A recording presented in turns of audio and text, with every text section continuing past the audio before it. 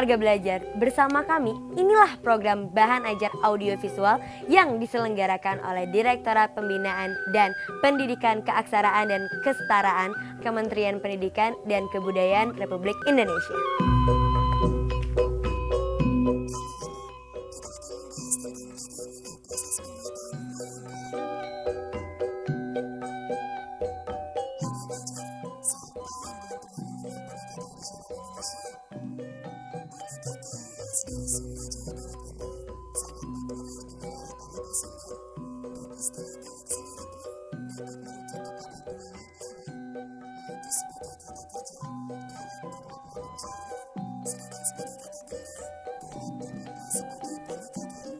Kenapa sih Bapak memilih lebih untuk usaha wayang golek itu sendiri? Salah satunya saya adalah keturunan pengrajin wayang golek yang berada di Kota Bogor ini. Dan yang saya bilang tadi, saya harus mempertahankan, memperkenalkan, dan melestarikannya. Jangan sampai ada istilah kebudayaan kita diklaim oleh negara lain. Sejak kapan sih Bapak mulai menggeluti atau membuat wayang golek dan membangun usaha untuk menciptakan wayang golek itu sendiri, Pak? Dan terus prosesnya itu tahapannya bagaimana tuh, Pak, kalau boleh tahu nih, Pak? Kalau bapak saya dari tahun 1965, saya sendiri ketika itu saya kelas 1 SMP tahun 1988, saya sudah bisa membuat wayang. Dan dia udah bisa buat wayang sebanyak 300 macam atau 300 bentuk wayang. 300 wayang? Saya mungkin generasi ketiga, jadi saya ya boleh dikatakan dikasih makan dari hasil wayang, mungkin saya bisa membuat wayang akhirnya gitu ya. Walau dulu saya setelah lulus sekolah, saya berpikir akan bekerja di tempat lain, tapi ternyata saya timbul dari dalam hati saya sendiri karena pernah suatu saat wayang golek itu tidak diminati. Akhirnya saya bergerak, maksud dan tujuannya supaya bisa diminati dan bisa dinikmati oleh orang-orang. Cuman untuk sekarang ini normalnya itu untuk pertunjukan, walau di Bogor masih ada ya segelintir orang menggunakan wayang golek untuk pertunjukan di saat mereka punya acara-acara keluarga atau pernikahan seperti itu ya. Nah di situ ada cerita wayang mencerminkan kehidupan manusia. Nah dari situ akhirnya saya timbul pemikiran saya, kenapa kok sampai wayang istilah kasarnya vakum ya.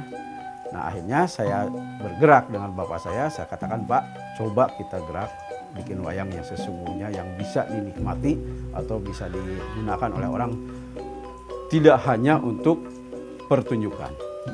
Yang akhirnya sekarang ada alih fungsi dari wayang itu mungkin sedikit hanya untuk hiasan.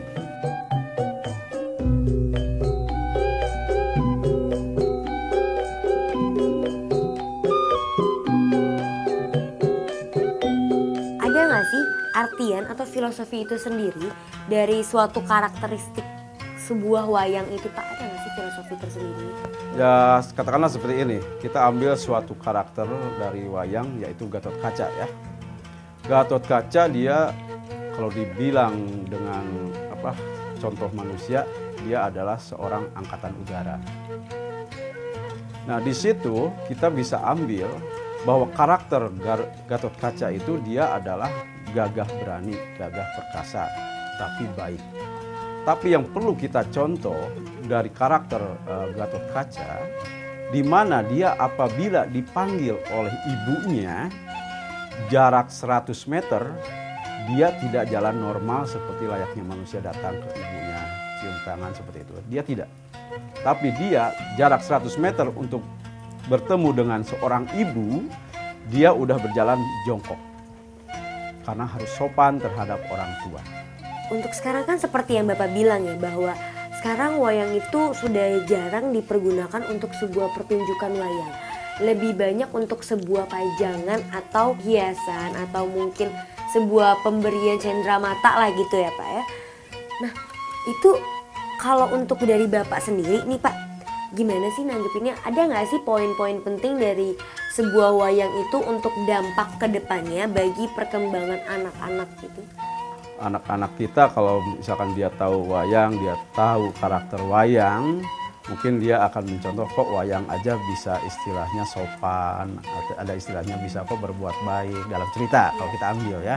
Saya berkewajiban untuk memperkenalkannya terhadap generasi-generasi muda kita. Salah satu contoh, kami sering melakukan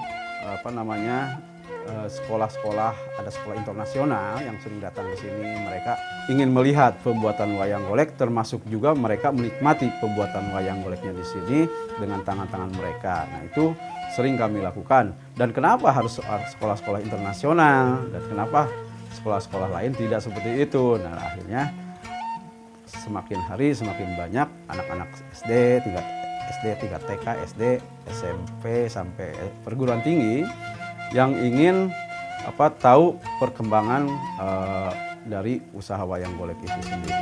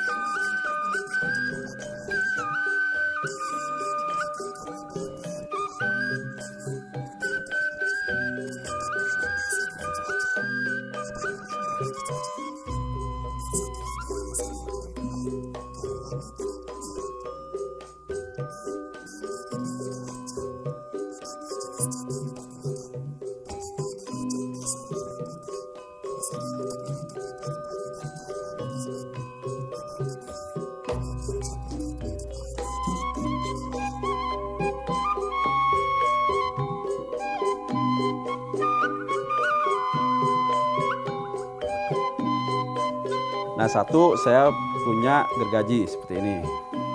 Gergaji fungsinya untuk memotong kayu ya. Ada kampak, kami sebut kampak. Ini untuk yang ringan-ringan aja ya, untuk seperti ini. Nah, di sini. Adapun golok.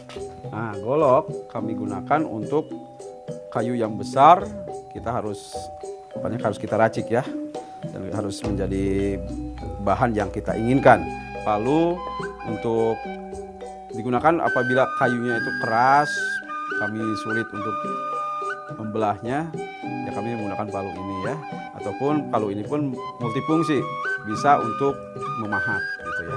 Terus ada juga bor, karena bor untuk badan wayang kami harus bor karena wayangnya nanti supaya bisa digerakkan. Nah, ada pula penggaris, pensil. Nah, ini yang paling utama pensil karena saya harus menggambarnya sebelum kayu itu kami ukir ya.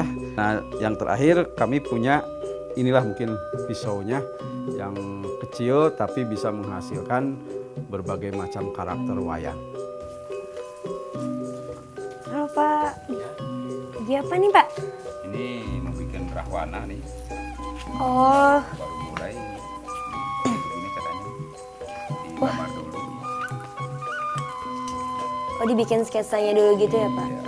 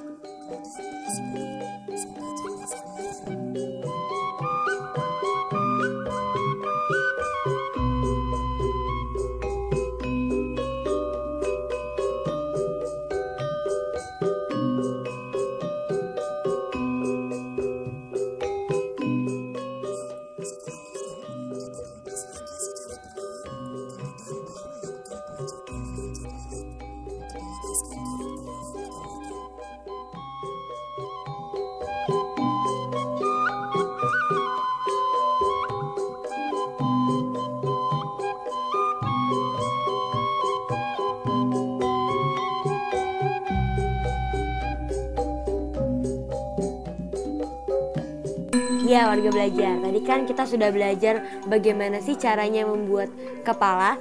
Nah, ini ada salah satu contoh juga. Ini badan-badan dari wayang-wayang yang nanti akan disatukan menjadi satu buah bagan yang utuh dari mulai kepala, badannya, tangannya. Nah, ini contoh-contohnya nih.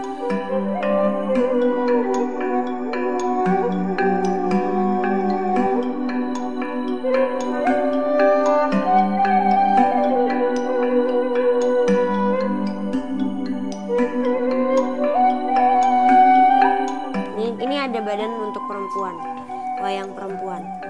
Dia akan jadi seperti ini. Tada! Sekarang adalah tahapan untuk mengenakan pakaian kepada wayang-wayang yang telah jadi nih. Sekarang kita mau pakein pakaian untuk wayang apa nih, Pak? Lama. Oh, berarti laki-laki ya? Iya. Ini. Ya, ini itu perempuan. Oh, bukan ini perempuan. Itu pakai paku ya? Paku. Nah, pakunya sekecil-kecil ini nih. Kecil banget. Kecil. Kecil cukup ya.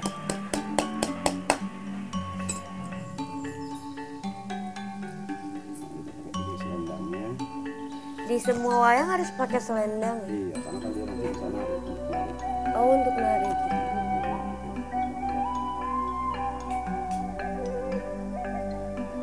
Oh, dipakuin juga.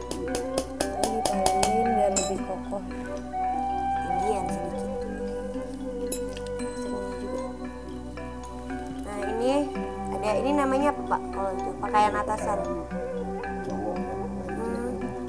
Kalau untuk wayang laki-laki, dia jenis pakaiannya itu seperti ini. Warga belajar ya. Ini ada selendangnya untuk dia nari-nari. Ada selendang, terus ini ada ini juga. Ini tertutup sampai sini kalau pakaian laki-laki. Tapi kalau perempuan itu beda. Ini. Nah, dia versinya membentuk kayak sebuah kemben gitu, kayak gini. Tapi karena ini wayang laki-laki, jadi kita memakai ini. Ini kebaliknya. Yang ada bintangnya di depan. Ya, warga belajar, inilah hasil dari tahapan awal sampai ke akhirnya nih. Ini kalau sudah dipakaikan baju seperti ini, ya sudah dipakaikan perhiasan-perhiasan atau aksesoris seperti ini, itu udah siap untuk dipasarkan atau diperjualbelikan. Siap nih dijual. Keren ya, lucu.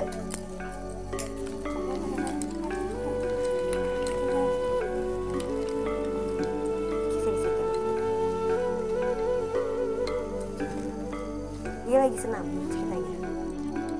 Ah, tidak. Ini yang buta itu kan ya, Pak? Itu agak serem, Pak. Jangan, Pak. Yang ini aja, yang ganteng aja, Pak. Ini aja kayak, hai, kamu ngapain kamu di sini?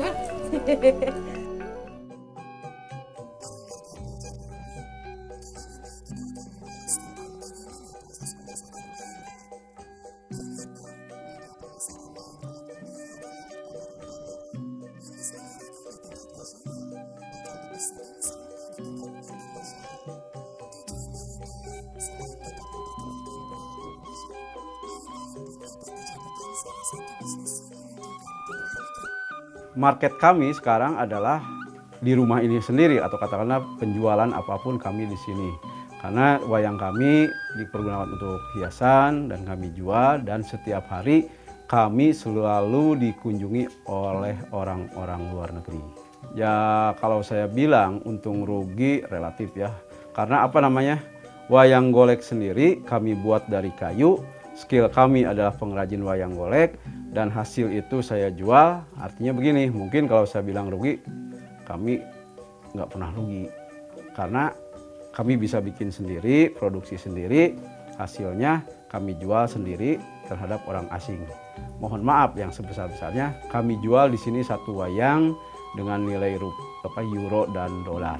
Pak, terima kasih banyak ya atas waktunya sudah mengajarkan saya untuk cara membuat wayang yang benar dari proses tahapan awal sampai ke akhir, dan sudah menceritakan cukup banyak perihal tentang wayang ya seperti ini. Nah, itu keren banget sih. Terima kasih banyak loh Pak atas ilmunya. Saya mohon pamit ya. Mohon pamit ya Raja. Matur nuwun. Mari Pak, Assalamualaikum.